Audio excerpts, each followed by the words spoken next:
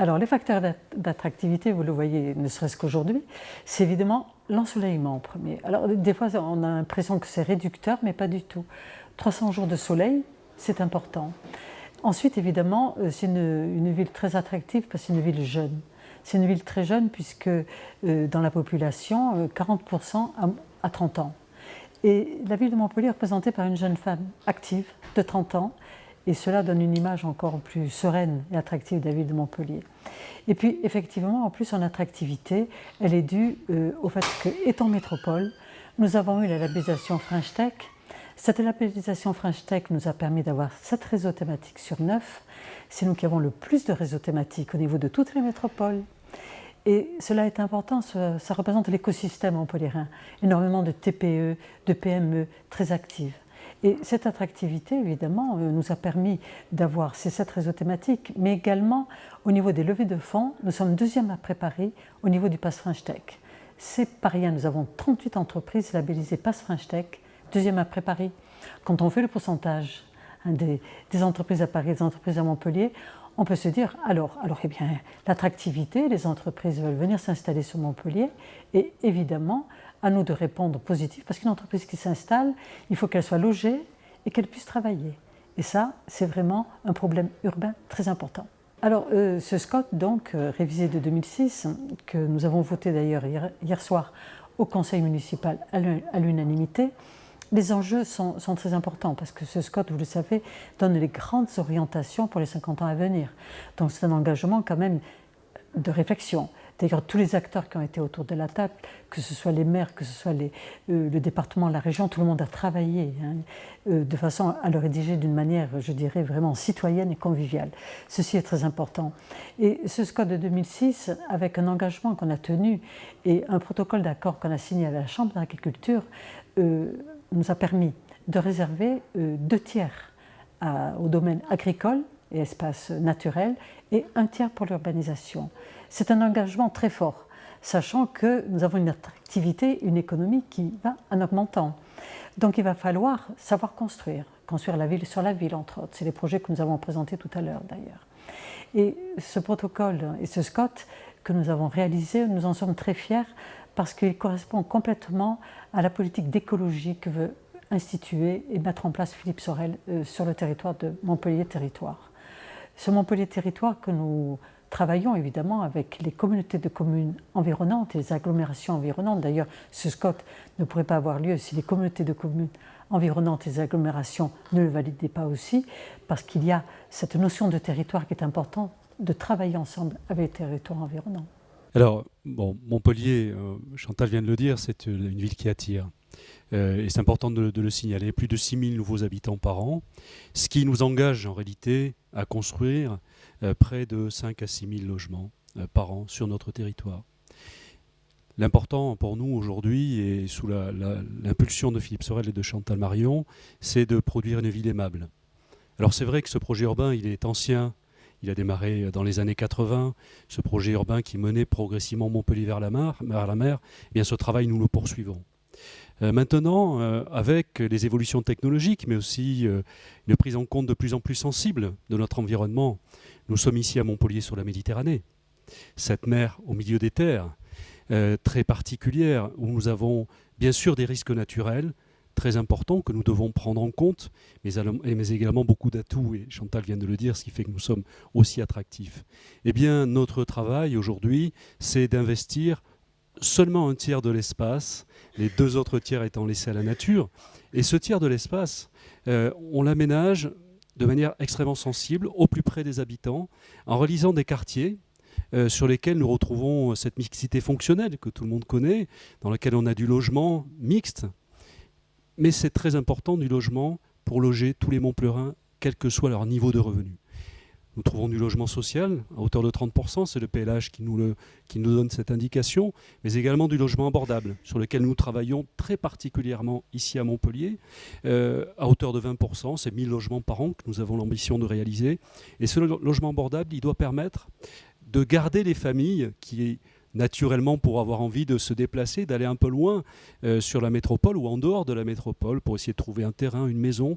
Eh bien, nous proposons à ces nouvelles familles, à ces familles, des logements qui vont leur permettre d'assurer un parcours résidentiel tout au long de la vie, mais aussi d'être une alternative à la maison individuelle, c'est-à-dire avec des espaces partagés, avec des jardins partagés, pour que ce soit des lieux de convivialité, comme nous souhaitons le faire sur l'ensemble de nos quartiers. Bien sûr, il reste 50% de logements libres pour avoir cette belle mixité, mais à côté de ces logements, dans chacun de nos quartiers, nous amenons tous les services, les crèches, les écoles, les mobilités, avec bien sûr le tramway, qui traversent nos quartiers ou les bus quand nous allons faire la 5e ligne de tramway très prochainement, eh bien, les services, les commerces, des bureaux, pour qu'on puisse vivre, travailler et consommer sur un même endroit, avec une série de quartiers qui sont juxtaposés et qui sont liés par une fine, un trait urbain qui nous permet d'avoir une ville qui soit aimable et tout en assurant bien sûr le développement, mais également en travaillant le cœur de ville. Le cœur de ville comme une pépite, là où on a le centre ancien, celui véritablement de la Méditerranée, là où on avait des petites ruelles, où le vent passait, où on jouait avec l'ombre et la lumière. C'est vrai que les constructions que nous réalisons depuis déjà quelques années, on sait qu'ici, à Montpellier, c'est la ville des architectes. Tous les grands architectes travaillent à Montpellier parce qu'ils ont la possibilité de faire des choses très très belles, même si les normes nous contraignent beaucoup, puisque ce sont des normes que nous retrouvons sur l'ensemble du territoire national, ou les normes européennes.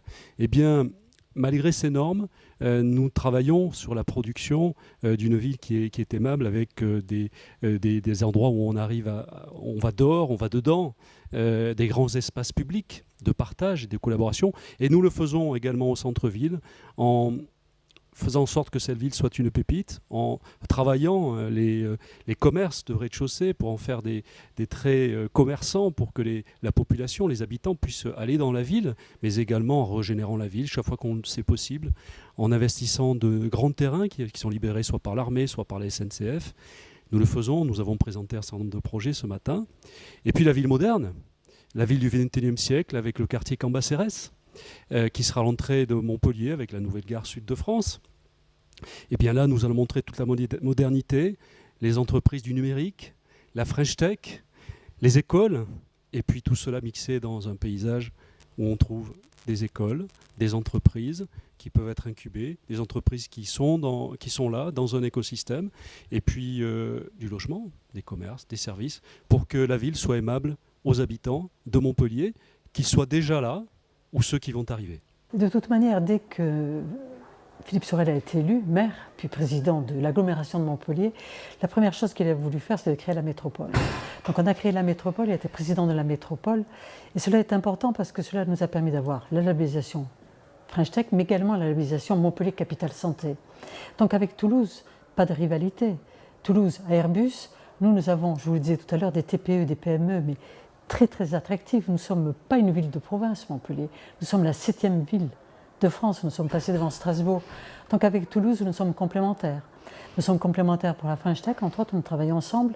Nous travaillons ensemble, par exemple, sur le salon du CIMI, entre autres. Nous avons un stand commun. Également, donc c'est important, du MIPIM, pardon, à Cannes, excusez-moi. Donc c'est important de continuer à travailler ensemble avec nos différences. Donc être complémentaires sur les différences, je pense que c'est quelque chose que nous envisageons comme cela, que nous faisons comme cela. Et la région Occitanie a la chance d'avoir 2 métropoles. Ce n'est pas toute la région qui a cette chance-là. Montpellier, c'est la ville qui fait envie. Quand on est à Montpellier, on a pu le voir encore ce matin, alors même que le public qui est là, ce sont des gens de la Méditerranée, c'est vrai. J'ai eu la chance hier nous avons eu la chance d'accueillir une délégation d'Alger qui va présenter le projet. Nous avons passé beaucoup de temps, on leur a fait faire un petit tour de ville. Et je crois qu'ils ont été extrêmement séduits par la qualité de ce que nous produisons ici, par la qualité de cette fabrique de la ville, qui est très respectueuse de l'environnement, qui est très respectueuse des habitants, ceux qui étaient là, et puis ceux aussi qui vont arriver, parce que il faut travailler cette ville ancienne, être au plus près, faire des efforts très importants pour que les habitants s'acceptent les uns aux autres, et que pour qu'elle soit aimable, qu'on ait aussi des emplois. On a constaté un chiffre qui est très important, on a gagné 2 points sur le taux de chômage. C'est pas suffisant, bien sûr, parce qu'on aimerait que tout le monde ait du travail. Mais c'est grâce au travail très important que fait Philippe Sorel et Chantal Marion, qu'ils font tous les deux sur ce sujet-là, parce que ici, cette ville, elle est aimable. Et on a envie de poursuivre le chemin parce qu'elle est attractive. Et donc il faut que notre projet urbain permette d'accepter justement tout ce développement pour que Montpellier continue à rayonner sur la Méditerranée, mais qu'elle soit aussi importante sur notre territoire national. Écoutez, pour conclure, moi, ce genre d'événement, je trouve que c'est extraordinaire déjà qu'il ait lieu à Montpellier, puisqu'il avait lieu à Nice. Donc il a lieu à Montpellier, c'est un petit cocorico, et puis c'est un remerciement que je fais aux organisateurs, parce que la ville méditerranéenne, on la prône. La ville méditerranéenne, elle existe. Je suis née à Montpellier sur 3 générations. Donc j'ai vu cette ville grandir. J'ai vu cette ville, Philippe Sorel, pareil, on est des Montpelliérains dans l'âme. On la voit grandir et on est content finalement d'aider à ce qu'elle continue à grandir dans l'esprit méditerranéen, tel qu'on l'a connu quand on était plus jeune, ces places, cette ambiance méditerranéenne. Et comme on a une oreille attentive, aussi bien par les personnes qui travaillent à la CERM, et M. Pérez ici présent, que les promoteurs et les architectes, je pense qu'on va construire encore intelligent, écologique, solaire et méditerranéen.